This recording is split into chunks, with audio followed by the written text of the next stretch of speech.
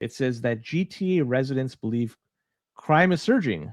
Yeah. When it's actually the opposite. There was a survey that came out, and it said that nearly 3/4 of Torontonians said that they were under the impression that murders are up in the community and across the country.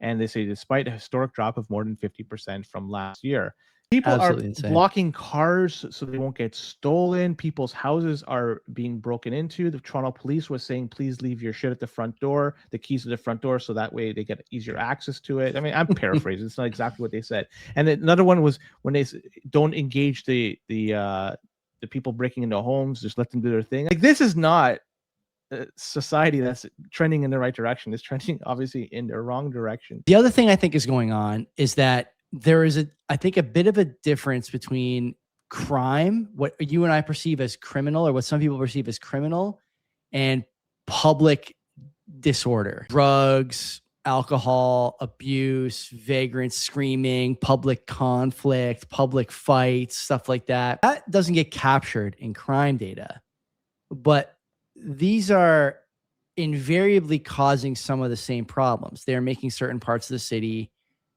intolerable to walk through, intolerable to live, intolerable to do business or open a business or go to school or raise a family, blah, blah, blah.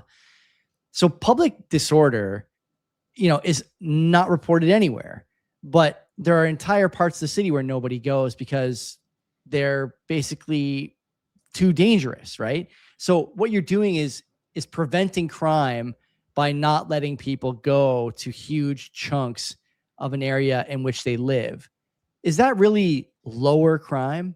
I guess the data would say that, but in terms of the output and the effect, not really. Public disorder means something. And I don't think that the police, when the police ask for their budget increase every year, 7%, 11%, I can't remember what the Hamilton police were looking for, somewhere around there this year. People in city council will say, hey, crime is down. Any sensible person would say, yeah, but there's more and more parts of the city you can't go to after dark. Like, you can't go in Hamilton, you can't go to Jackson Square. Increasingly, you shouldn't be in Limeridge Mall, Eastgate, any of these places, down by the Coliseum, down by the stadium.